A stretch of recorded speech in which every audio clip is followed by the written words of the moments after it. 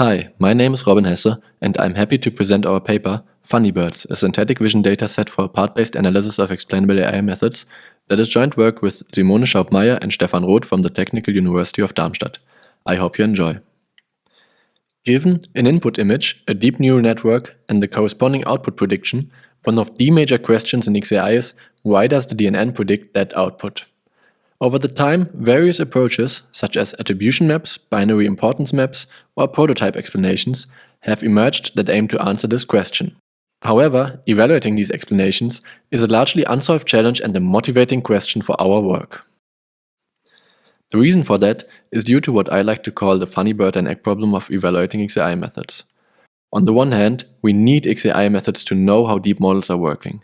On the other hand, we need to know how deep models are working to evaluate XAI methods.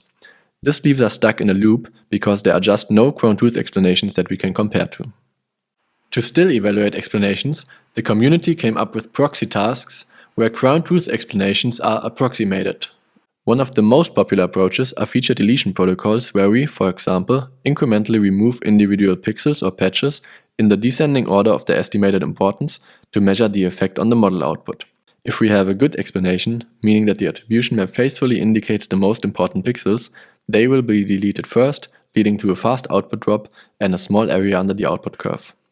However, these approaches usually come with several limitations, such that they work only on a semantically less meaningful pixel level, that they introduce out-of-domain issues because the training set contained no images with deleted pixels, that they exclusively work for attribution maps, and that they only evaluate a single dimension of explanation quality. These four limitations will guide the design of our approach, that is a combination of a novel dataset and accompanying evaluation protocols. Our dataset is built around concepts or bird parts that we manually design. For example, we have different eyes, beaks, and wings. Using unique combinations of these parts, we instantiate 50 different bird species that we call funny birds by adding the parts to a neutral body and then adding clutter and changing the viewpoint to make the image more challenging. The most important desideratum behind our dataset is that we have full control over and knowledge of our scenes. Having full control over each scene allows us to perform image space interventions that we can use to generate ground-truth explanations for the model under inspection, to which we can compare our estimated explanations. For example, we can remove the feet of our bird and observe that the output score drops only marginally to 0.8. When instead deleting the beak, we observe a much stronger drop to 0.4, which indicates that, under some assumptions, the beak is significantly more important than the feet. This idea of performing image space interventions to estimate ground-truth explanations can be extended to multiple protocols that you can find in our paper. As the interventions are now on a semantically meaningful concept level, we can tick off the pixel level issue, and by including images with deleted parts in a training set, we can also add a checkmark to the out-of-domain problem. The next challenge is to include multiple explanation types, such as attribution maps or prototype explanations, in the same framework. To do so, we define more general tasks, so-called interface functions, that indicate if a part can be considered as important and how important that part is. For example, in this attribution map and prototype explanation, we can consider the tail to be important because it contains high attribution values, respectively a highlighted patch. Building our framework around part importances allows us to abstract away the specific explanation types, and we can also tick off the limitation of only including attribution maps.